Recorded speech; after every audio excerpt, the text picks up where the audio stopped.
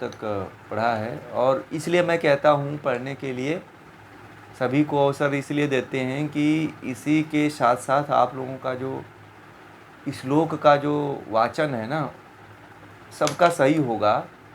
और ऐसा नहीं है कि आप लोग जो है संस्कृत का एकदम शुद्ध ही पढ़ेंगे, त्रुटियां होंगी, ठीक है ना। तो इससे मत घबराया करिए कि त्रुटि हो जाएगी, गलत हो जाएगी, नहीं। आप प्रयास करिए, यहाँ तो सीखने के लिए आप आए हैं, गलती करेंगे तो ही सीखेंगे।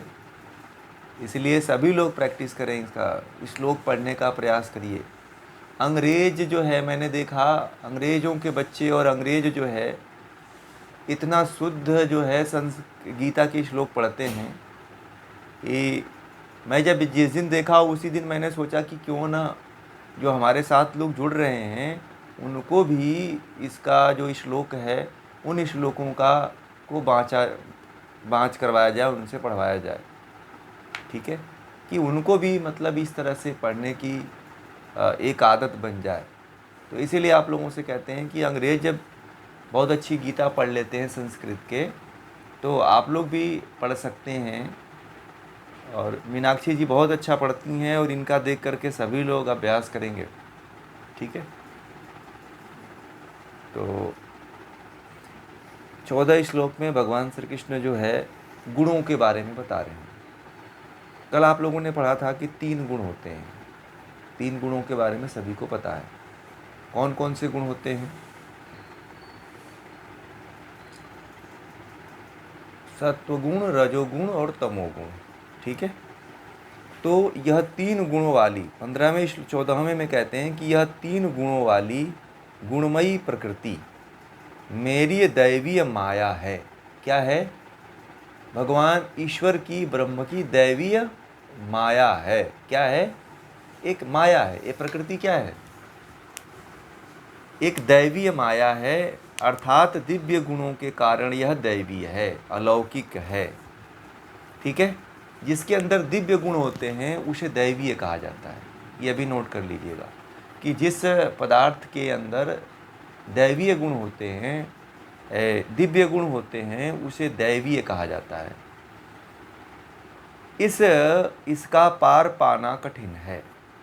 जो लोग केवल मेरी शरण में आ जाते हैं वे इस माया मतलब माया रूपी नदी को पार कर जाते हैं। मतलब जो ब्रह्म के शरण में, ईश्वर की शरण में आ जाते हैं, वही लोग जो है इस प्रकृति से पार होते हैं। तो इसका मतलब ये है कि भगवान श्री कृष्ण ये कह रहे हैं कि प्रकृति से अलग होना। क्लियर हुआ? यानी कि जो आपकी आत्मा है, और जो आत्मा है वह प्रकृति से जुड़ी हुई है। प्रकृति क्या है? सृष्टि क्या है? ये पूरा शरीर है। प्रकृति के अणुओं से, परमाणुओं से बना हुआ शरीर है ना। प्रकृति के परमाणुओं से, अणुओं से बना हुआ यह शरीर है।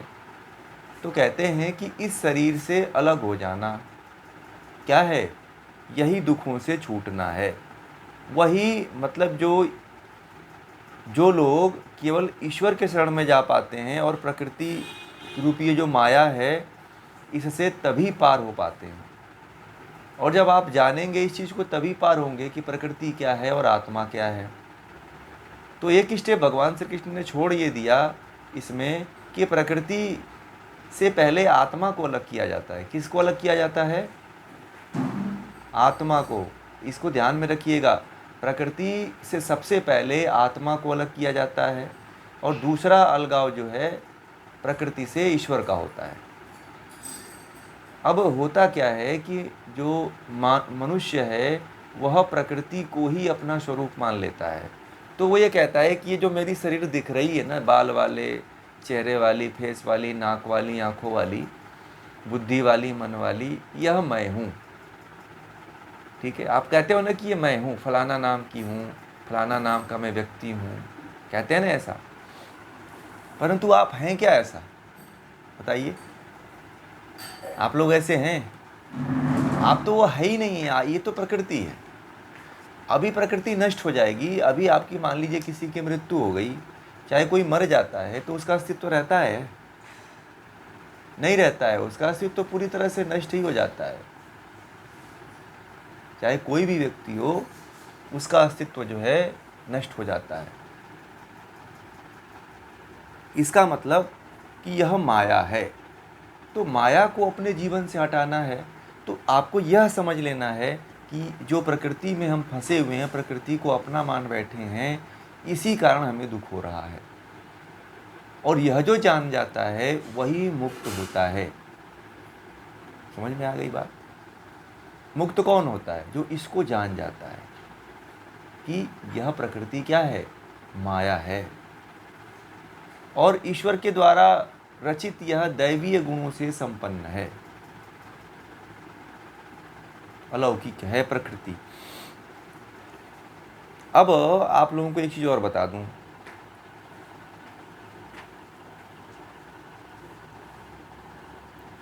एक माया का अर्थ जो है, माया का अर्थ माया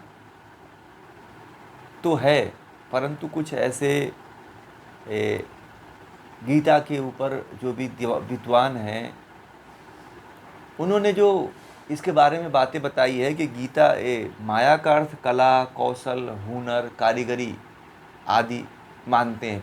कुछ जो है गीताकार जो हैं, गीता के जो टीका लिखे हुए हैं, गीता पे जो भाष्य जिन्होंने लिखा हुआ है, उन लोगों ने कुछ माया का अर्थ जो है कला भी मानते हैं, माया का अर्थ कौशल भी मानते हैं, माया का अर्थ हुनर भी मानते हैं, कारीगरी भी मानते हैं।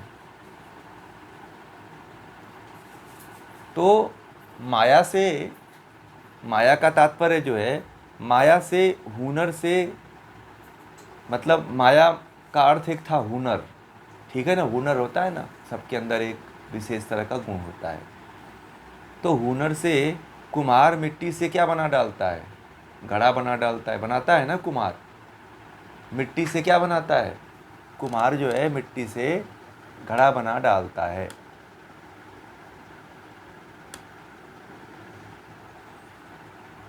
घड़े का लोग उपयोग करते हैं, ये आप लोगों को पता है। कुम्हार घड़ा बनाता है, घड़े का उपयोग करते हैं, और घड़े के मूल मिट्टी को भूल जाते हैं। क्या करते हैं? घड़े की मूल क्या है? मिट्टी है। तो उस मिट्टी को क्या करते हैं लोग? भूल जाते हैं कि यह घड़ा जो है किससे बना हुआ है? मिट्टी से बना हुआ है। घड़ा बना रहा तो प्रसन्न, अगर घड़ा बन जाता है तो उसको देख के प्रसन्नता होती है, और घड़ा टूट गया तो दुखी होते हैं ना। इस बात को समझिएगा जो मैं अभी बातें कह रहा हूँ। एक उदाहरण मैंने आप लोगों को ये दे रहा हूँ। यह सब क्यों होता है? यह सब जो है माया द्वारा, कारीगरी के द्वारा मिट्टी के घड़ा बनाया गया था। कारीगरी के द्वारा मिट्टी का घड़ा बनाया गया था। इस माया ने, परमेश्वर की कारीगरी ने ही तो हमारा जो ध्यान है किधर भटका दिया? उसके मूल से भटका दिया। कि मूल क्या है? किससे बना है? मिट्टी से। तो मूल कौन है? ब्रह्म है। तो ब्रह्म को भटका करके घड़े को लोग जानने लगे कि यही मेरा क्या है, यही सुंदर है, यही अच्छा दिख रहा है, और इसी को अच्छा मानने लगते हैं। और जब घड़ा टूट जाता है तो दुखित हो जाते हैं। जैसे ये शरीर है, ठीक है? तो ये शरीर प्रकृति है, और प्रकृति से जब आत्मा निकल जाती है तो मनुष्य को दुख होता है। दुख होता है कि नहीं होता है? परंतु आपको ये पता नहीं कि यह प्रकृति क्या थी? माया थी। हम क्या थे? चेतन थे, ठीक है? तो हम क्या कर लिए थे कि प्रकृति के द्वारा जो घड़ा है, उस घड़े को ही अपना स्वरूप हमने मान लिया था। तो हमें घड़े को अपना स्वरूप नहीं मानना है, ठीक है? हमें उस ब्रह्म को मानना है, उस परमात्मा को मानना है, उसको जानना है, आत्मा को जानना है। अब आत्मा इसमें छूटा हुआ है थोड़ा सा, तो मैंने जोड़ रहा हूँ आप लोगों को कि प्रकृति से, सबसे प्रकृति का जो है प्रकृति से अलगाव जो है सबसे पहले आत्मा का होता है। किसका होता है? नोट कर लीजिएगा इसमें, सबसे पहले प्रकृति से अलगाव आत्मा का होता है। और आत्मा के बाद जो है, जब व्यक्ति को ज्ञान हो जाता है तो ही व्यक्ति ब्रह्म तक पहुंच पाता है, जो भगवान श्री कृष्ण यहाँ पे इतनी ऊंची बात कर रहे हैं। बात समझ में आ गई कि जो है मनुष्य क्या करता है, वह माया को ही जो सब कुछ मान जा रहा है, वह माया को न मान करके वह ब्रह्म को मानने लगता है। तो सबसे पहले ज़रूरत यह है कि पहले प्रकृति और आत्मा को अलग अलग समझा जाए। जब व्यक्ति प्रकृति और आत्मा को अलग अलग समझने लगता है, तब ही वह जो है परमात्मा को जान पाता है। जब तक प्रकृति से आप जुड़े हुए हैं और आपकी आत्मा जुड़ी हुई है, तब तक आप मुक्त नहीं हो पाओगे। इसको आप लोग नोट कर लेना। आज का प्रयोग यही है कि जब तक हम प्रकृति से जुड़े हुए हैं, प्रकृति को अपना स्वरूप मान रहे हैं, जब तक हम प्रकृति से जुड़े हुए हैं, प्रकृति को अपना स्वरूप मान रहे हैं, तब तक हमारी मुक्ति संभव नहीं है।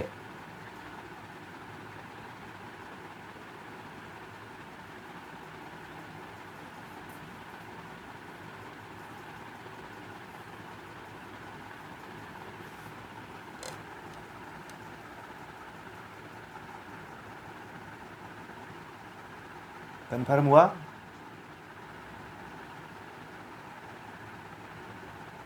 जब तक हम, एक बार बोलिए, कोई बोल दीजिए।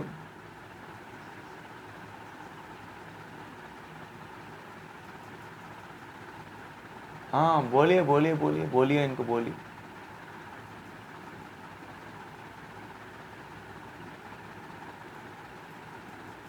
बोलिए।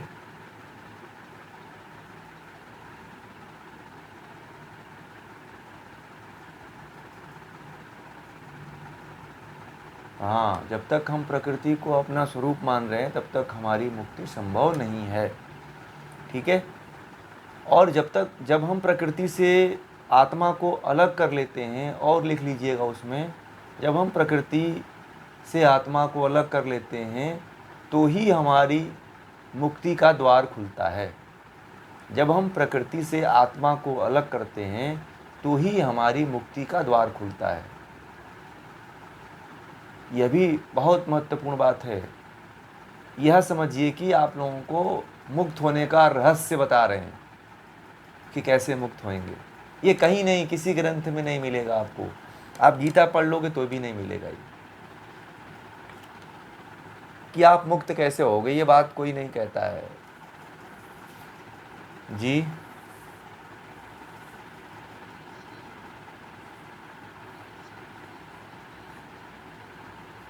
हाँ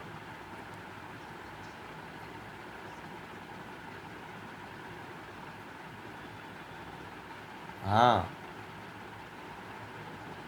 तो अब इसके बीच की कड़ी को पहले सुनिए। ब्रह्म को कहाँ भूलता है? इसलिए भूल जाता है कि वह प्रकृति को अपना स्वरूप मान लेता है। अब यहाँ पे एक बीच की कड़ी को मैंने सोचा कि भगवान श्री कृष्ण ने यहाँ पे गैप कर दिए। क्या गैप कर दिए कि आपको प्रकृति और आत्मा को सबसे पहले क्या मानना पड़ेगा कि दोनों जो है, जीवात्मा और प्रकृति दोनों क्या हैं? अलग अलग हैं। और जब तक आप इनको अलग अलग नहीं मानते हैं, तब तक आप उस ब्रह्म तक नहीं पहुंच पाएंगे। भगवान श्री कृष्ण के कहने का तात्पर्य है कि इसीलिए आप ब्रह्म को भूल गए हो कि आप अपने आप को प्रकृति से छुड़ा ही नहीं पाए। आत्मा को प्रकृति से आप छुड़ा नहीं पाए। बात क्लियर हुई? इसके बीच की कड़ी को जोड़ लीजिए। कहने का मतलब कि सबसे पहला स्टेप क्या है कि प्रकृति को और जीवात्मा को दोनों को अलग करना है ज्ञान के द्वारा। और वो बताया था सांख्य के द्वारा अलग होता है। योग दर्शन जब पढ़ेंगे तो वहाँ ये बात आपको क्लियर हो जाएगी। ठीक। और अभी क्लियर कर लीजिए कि प्रकृति और जीवात्मा दोनों अलग अलग हैं। प्रकृति जड़ है और जीवात्मा चेतन है। और हम जड़ को अपना स्वरूप मान लेते हैं कि ये शरीर मैं हूँ, मैं इतना बलवान हूँ, मैं इस जाति में पैदा हुआ हूँ, मैं इतना धनवान हूँ, मेरे पास इतना रुपया है। तो आप इसको अपना स्वरूप मान ले रहे हो ना। आप ये नहीं हो। आप क्या हो? आप एक आत्मा हो। आप क्या हैं? आत्मा हैं। जब आप आत्मा हैं तो आप स्वतः ही इससे अलग हुए कि नहीं हुए, बताइए। फिर ये शरीर भी यदि आपकी नहीं रहेगी और इस शरीर में रहते हुए यदि आपने यह जान लिया कि यह जो प्रकृति है, जो शरीर है, मेरी नहीं है, तो मुक्ति हो जाती है व्यक्ति की। तो तब जा कर के वह परमात्मा को जो भूला हुआ रहता है उसकी स्मृति आ जाती है। भगवान श्री कृष्ण कहते हैं ना कि परमात्मा को भूल चुका है, तो तभी उसकी स्मृति आती है जब इतना करता है। तो बात क्लियर हुई। अब बीच की कड़ी को आप लोगों से जोड़ रहा हूँ क्योंकि यह भगवान श्री कृष्ण ने इसको नहीं जोड़ा है। वो ये भगवान श्री कृष्ण को ये पता था कि अर्जुन इतना जानता है और आप लोग नहीं जानते हो, इसीलिए मैं आप लोगों के सामने ही बातें पूरा ओपन करके रख दिया। ठीक है, तो सबसे पहले जी हाँ बोल दीजिए, बोलिए, हो गया।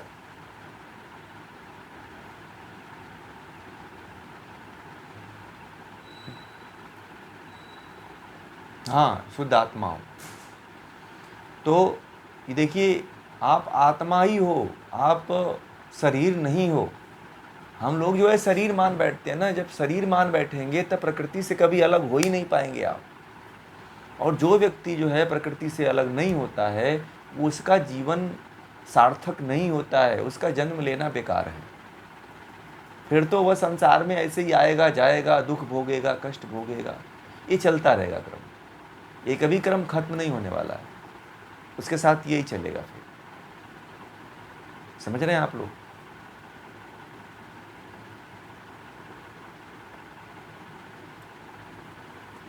हाँ, नासवान ये जरूरी है कि ये नष्ट होने वाली है और जीवात्मा नष्ट नहीं होती है ना।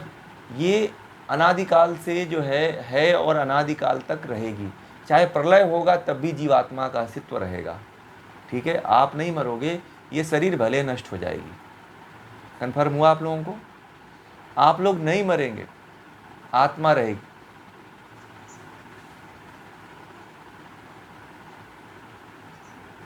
ज्ञान के द्वारा। ये जो आप लोग ज्ञान ले रहे हैं यह इसी के द्वारा निकलेगा ना। जब आपको पता चल गया कि यह मन, बुद्धि, अहंकार, पंच तन्मात्राएं, पंच ज्ञानेंद्रियां क्या है? प्रकृति है, और ये प्रकृति से बना हुआ है और यह जड़ है। जब ये मेरा अस्तित्व है ही नहीं तो फिर हम इसके पीछे क्यों अपने आप को ले जाएं? ठीक है कि नहीं? एक लड़की ने, उनकी शादी हो चुकी है, तो बोली कि मेरे शरीर पे मेरे घर वालों ने बड़ा प्रताड़ना किया। तो मैंने कहा कि आप मुक्त होना चाहते हो? बोले कि अब तो मेरा पूरा मन यही है कि अब आध्यात्म में अपने आप को समर्पित कर दूं और मुक्ति की तरफ ही जाऊं। मैंने कहा कि फिर आप मानो ही मत कि आप शरीर हो। उसको ये चिंता थी कि मेरे ऊपर क्यों इस तरह का वार किया गया, मुझे इसी का खेद था। उसको बड़ा टेंशन और तनाव में हो गई थी। जब उसको मैंने ये बातें समझाया जो आप लोगों को कह रहा हूँ, सांख्य और प्रकृति और आत्मा, तो उसके अंदर से ये अज्ञानता खत्म हो गई। और बड़ा आज वह लड़की जो बड़े अब समझदारी पूर्वक जीवन जी रही है और इसको अपने जीवन में अपना करके वह आध्यात्म के पथ पे अग्रसर है। अब उसको नहीं है कि मुझे कोई कमेंट कर दिया, मुझे कोई पत्थर मार दिया, कोई मुझे घर वाले ने कुछ गाली दे दिया तो मेरे शरीर पर उसका असर होगा। अब वो कहती है कि जब कहते हैं तो मैं बोलता हूँ कि मैं शरीर हूँ ही नहीं, मैं तो ब्रह्म हूँ। अब वो सामने से कभी घर वाले भी नहीं आते हैं पूछने के लिए कि तब क्या करती है। पहले तो मुझे बहुत बोला करते थे, ये कहते थे, अब तो कहते हैं कि पागल हो गई है अभी। और मैं जिस मज़े में हूँ वो मैं ही जानता हूँ और मुझे बड़ा आनंद है अब तो। पहले तो इनकी तरह बुद्धिमान थी तो मैं बहुत दुखित थी, परंतु पागल रहने में और मज़ा है। एक दिन बोली मुझे कि अब आचार्य जी पागल रहने में जितना मज़ा है ना उतना समझदारी में नहीं थी। तो पहले तो घर वाले बड़ा कमेंट किया करते थे, इस तरह की बातें किया करते थे, परंतु अब तो ये सोच लिए कि तो पागल हो गई और मैं जानता हूँ कि मैं कितने आनंद में हूँ। क्यों? क्योंकि वह आत्मभाव को जागृत कर लिया। ठीक है, और बड़े मज़े में है वो। कहती है कि अब तो मुझे फर्क ही नहीं पड़ता है और शरीर से धीरे धीरे मेरा जो अस्तित्व है वह मिटता चला जा रहा है। मतलब जो लगाव है, जो अटैचमेंट था, मैं कभी हाँ वो तो बोलते ही हैं।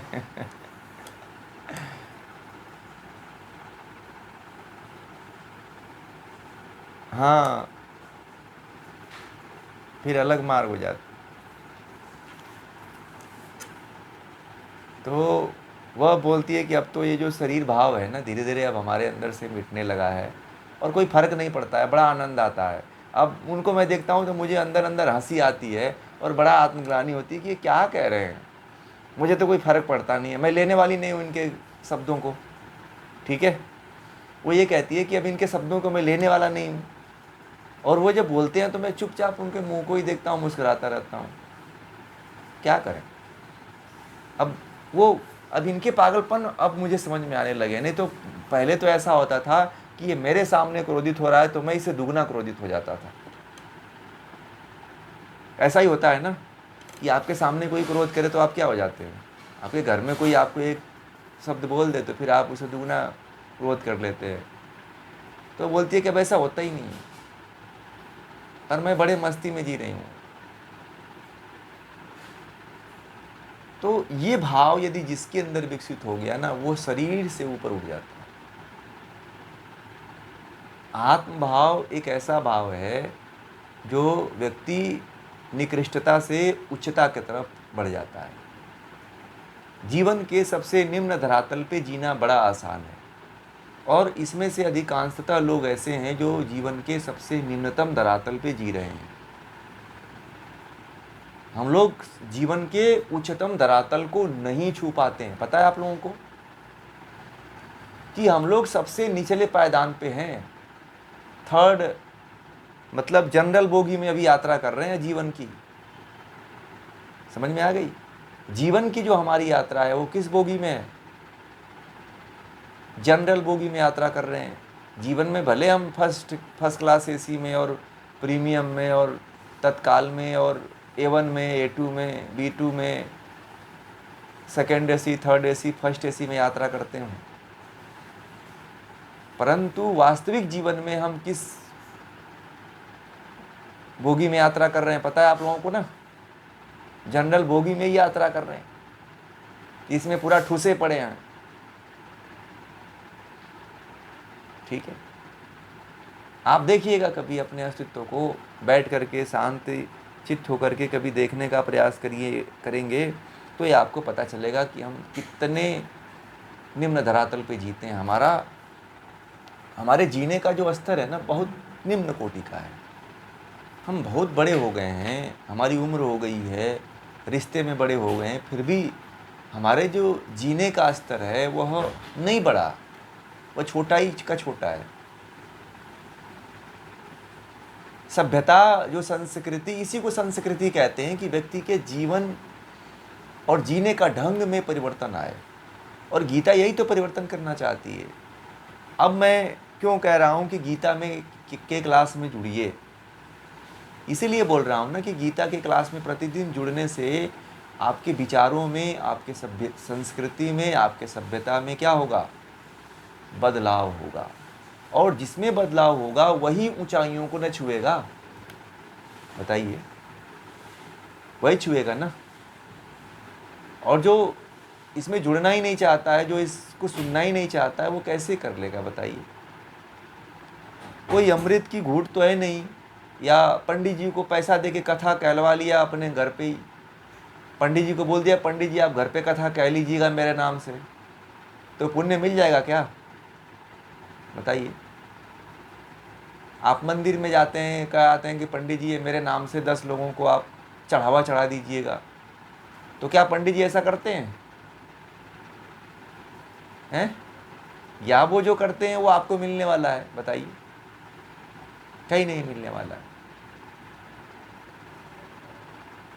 कोई चीज़ बिना किए हुए नहीं मिलेगा। आप ये मत समझना कि हम कहीं श्रीमद् भगवत गीता, भागवत पुराण का जो है किसी कथाकार को बुला करके कथा कहलवा लेंगे तो हमको मुक्ति मिल जाएगी, या भगवत गीता से नहीं होने वाली है। भगवत गीता का जब तक अपने जीवन में आप आत्मसात नहीं करते हैं तब तक यह संभव नहीं है।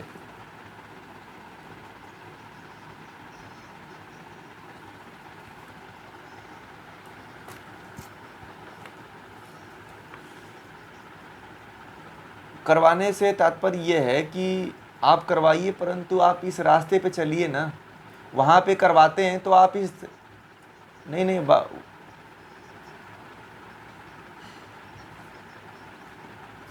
नहीं, तो बात यह है ना, पहले आपने बहुत अच्छा प्रश्न किया, मैं उस पर बताना चाहता हूँ आपको कि जो आप करवाते हैं वह ऐसी चीज़ करवाते हैं जिससे आप ये चाहते हैं ना कि मुझे लाभ हो इसका, है ना। परंतु वो जो लाभ, जिस लाभ के लिए आप करवा रही हैं, क्या वह लाभ आपको मिल रहा है? बताइए।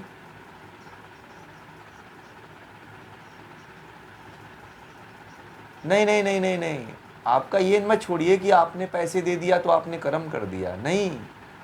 वो कर्म, ये वाली बातें जो है ना लोगों के अंदर ऐसी डाल दी गई है कि लोग जो है, इसीलिए जो है लोग जो है ज्ञान के तरफ, आध्यात्म की तरफ नहीं बढ़ पाते हैं। ये बात नहीं होती है। जैसे आपने पाठ करवाया तो आपने क्या जाना, क्या माता जी की अनुभूति किया? आपको ये पता है ना कि वाल्मीकि जी ने अपने पत्नी से ये पूछा कि क्या, नारद जी ने जब उनको भेजा था कि जाकर के पूछाओ कि ये जो तुम चोरी का कर्म कर रहे हो इसमें कितने लोग भागी हैं, तो अपने, तो जो कोई नहीं रहेगा तो जो पंडित जी कर्म करेंगे तो वो उनको मिलेगा कि आपको मिलेगा?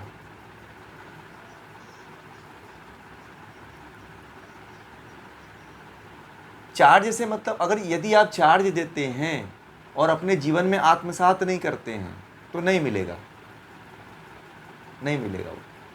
आपने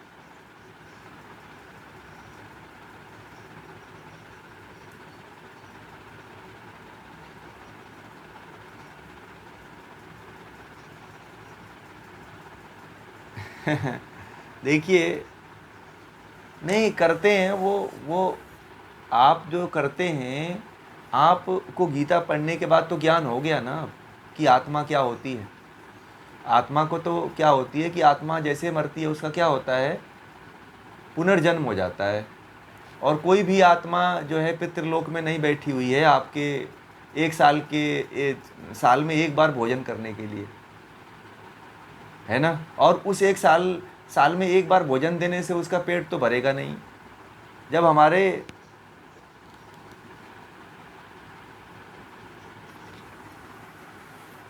हाँ, तो भगवान की, मैं उसी पे आ रहा हूँ।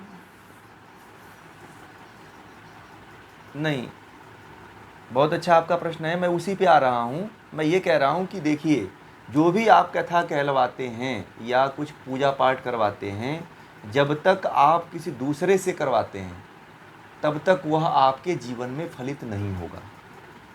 बात समझ में? बात पहले आप सुनिएगा पूरी मेरी बातों को, उसके बाद से आप बोलिएगा। उसमें क्या होता है, उसमें क्या होता है कि जैसे मान लीजिए कि आपने उनको, पंडित जी हैं चाहे कोई भी कथाकार है, उनको आपने कह दिया कि मैं पैसा खर्च कर रहा हूँ, आप ये कथा कहिए और इस कथा को कह करके ये हमको लाभ मिलेगा। परंतु आपको ये पता है कि मैं आपको लोगों को एक बात बताया था कि इतिहास और पुराण, जो पुराण हैं, ये जो कथाएं हैं वो इतिहास में आती हैं, ठीक है।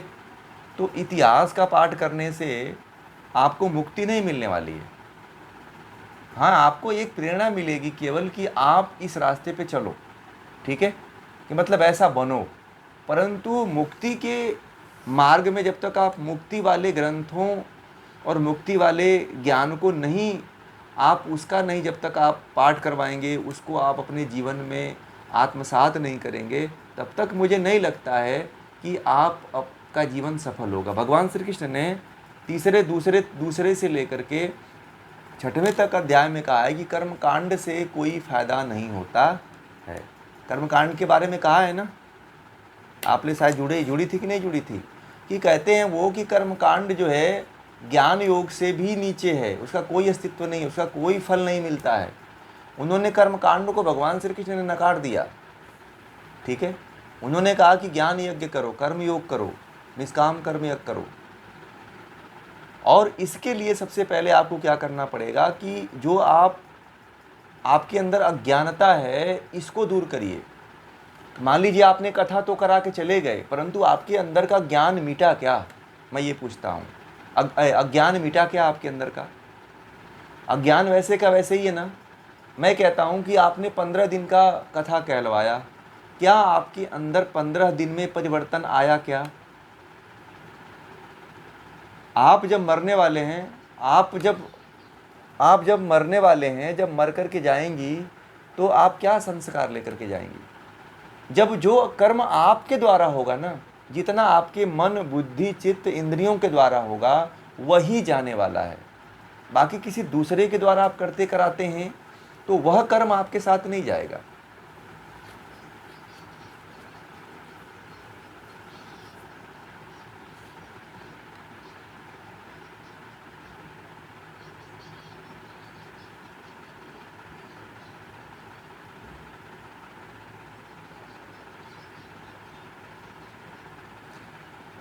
आप तो यदि आपको पता है तो अपने आप करिए, नहीं तो महाराज जी को बुला लीजिए करवाने में। अगर आप सम्मिलित हो रहे हैं तो ठीक, वो तो ठीक है, यज्ञ करवा रहे हैं, पंडित जी को बुला रहे हैं, वो ठीक है, वो ठीक है। परंतु यह जो मैं उसकी बात कह रहा हूँ कि मैं समझ रहा हूँ कि कथा की बात आप कह रहे हैं।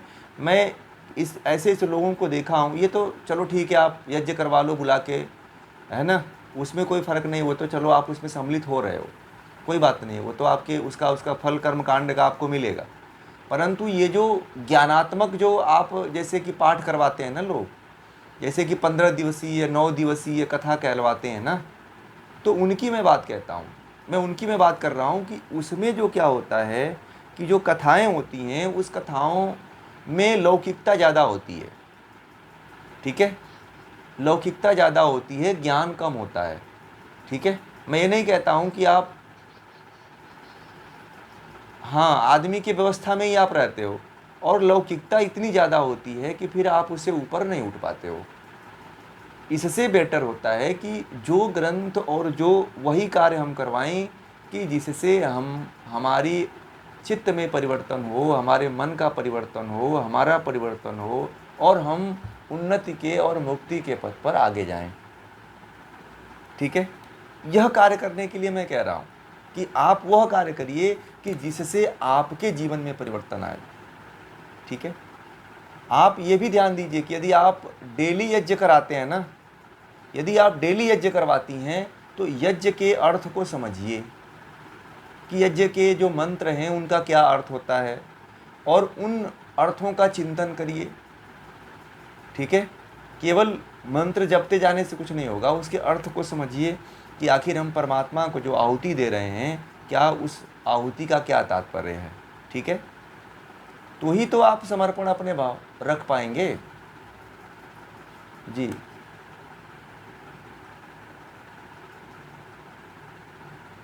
जी जी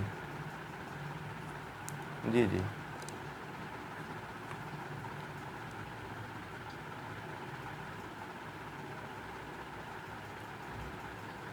सबसे उत्तम है वो, सबसे बेस्ट है वो, क्योंकि आप कर्मकांड वह आपके द्वारा हुआ। ठीक है, और आप जो भी जैसे भी हो, आप परमात्मा के लिए ईश्वर के लिए समर्पण तो ला रहे हो ना। बात ये समझ रहे हैं, ये सबसे उत्तम कार्य है। आप खुद जो है, आप अपने आप खुद करिए। हाँ, बड़ा कोई यज्ञ है, कोई बड़ा यज्ञ करवाना हो तो आप किसी को बुलाइए, ये ज़रूरी होता है, ब्राह्मण की आवश्यकता पड़ती है, बड़े यज्ञों के लिए बड़े अनुष्ठान के लिए करवाया जाता है। परंतु यह ज़रूरी नहीं है कि जैसे गीता का है अध्ययन है, गीता का पाठ है, तो गीता के पाठ में ऐसा होना चाहिए, भागवत गीता कथा है, श्रीमद् भगवत गीता का कथा होती है, तो उसमें आप उसके तात्विक रहस्य को समझिए और उसको समझ करके अपने जीवन में प्रयोग करिए। जब तक हम परिवर्तन नहीं करेंगे, प्रयोग नहीं करेंगे, तब तक किसी भी शास्त्र को का अनुष्ठान करवाने से कोई फायदा नहीं होता है। क्योंकि आप वहीं तो हो। आप ये सोचो कि मान लीजिए कि आपने जाके हरिद्वार में एक कथा कहलवा दिया, हरिद्वार से आप घर पे आए और घर पे आने के बाद आपकी स्थिति पहले जैसी ही है, तो आपके अंदर क्या परिवर्तन हुआ? हुआ कुछ नहीं हुआ ना। एक लोग को मैं जानता हूँ बहुत अच्छी तरह से, वह जो है उज्जैन में जाकर के करीब 10 लाख 18 लाख का उन्होंने श्रीमद् भागवत पुराण की कथा कहलवाई, खर्च करवाया इतना। वो बड़े बड़े बड़े घनिष्ठ हैं वो मेरे। तो उन्होंने जो है 18 लाख खर्च किया और 18 लाख का इसमें भंडारा से लेकर के, अब जो कथाकार आए थे उनको 12 लाख रुपए का उनका ही केवल फीस था। ठीक है, तो इस तरह से उनकी वो कथा कहलवाए। और घर में आए तो जिसके लिए वो करवाए थे सुख शांति के लिए, वो वैसी की वैसी मारपीट झगड़ा चल रही है पहले जैसे। अब उनके घर में एक दिन कहे कि सुख शांति लग रहा है कि कथा सही हुई नहीं, या मुहूर्त गड़बड़ थी या कुछ और गड़बड़ था, कि जो है घर में अभी भी अशांति फैली हुई है। ठीक है, तो मैं जब उनकी ये बातें सुना तो मैं कहा कि जब कोई भी कथा हो या ज्ञान की बात हो, तो जब आप उसको सुनते हैं तो परिवर्तन आना चाहिए ना। मैं किसी का विरोध नहीं कर रहा हूँ, परिवर्तन होना चाहिए, मैं ये कह रहा हूँ। अब विकल्प आपको चुनना है कि आप किधर जाना चाहते हो। आप ज्ञान वास्तव में लेकर के बदलना चाहते हो या सुनकर के केवल क्षणिक आनंद लेना चाहते हो। अब जो लोग हमारे जानने वाले गए थे, वो लोग जो कथा कहलवा करके आए, वो केवल उस समय नाचे गाए, क्षणिक आनंद लिए बस।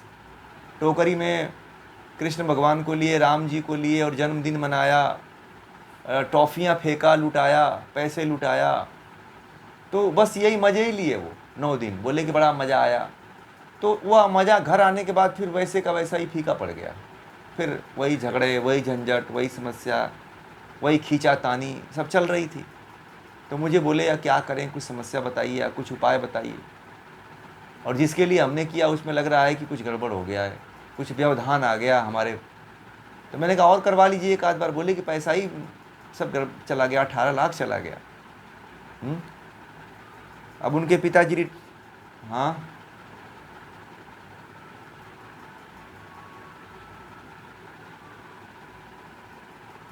हाँ, तो उनको तो अभी यही लगता है कि भगवान हमको कुछ ना कुछ करेगा, हमने तो करवा दिया है, उसका फल तो अब पंडित जी को मिलेगा। हमने तो 18 लाख दे ही दिया है ना अब तो, परंतु वो तो पंडित जी को दे दिया ना आपने, चाहे जो कथाकार है उनको दे दिया। अब पता नहीं, अब आपने जिस उद्देश्य के लिए कराया वो तो सफलता मिली नहीं। ठीक है,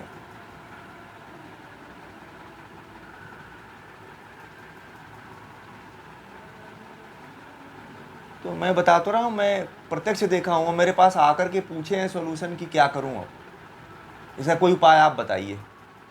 तो मैंने कहा कि मेरा तो फ्री सोल्यूशन है भैया, कभी भी आओ, बता दिया आपको। बोले कि अरे बहुत पैसा खर्च हो गया ये वो। मैंने कहा कि आप उससे बढ़िया किसी जो गीता चलती है या कुछ और शास्त्र हैं उनको आप एक बार सुन लिए होते, सभी लोग घर परिवार के लोग मिलके। तो बोलते कि कोई तैयारी नहीं होता है, इन सब चीज़ों में किसी का इंटरेस्ट ही नहीं है। तो मैंने कहा कथा में कैसे इंटरेस्ट आ गया? तो बोले कि 9 दिन नाचे हैं लोग खूब मज़े में। अब जो कथाकार थे वो पूरा भजन लगा देते थे, वो झूमते ही रहते थे, बस हाथ ही हिलाते रहते थे, उनको पता ही नहीं क्या कथा कही गई। ठीक है, तो ये बातें हैं जो जीवन में व्यक्ति कभी आत्मसात नहीं कर पाता है।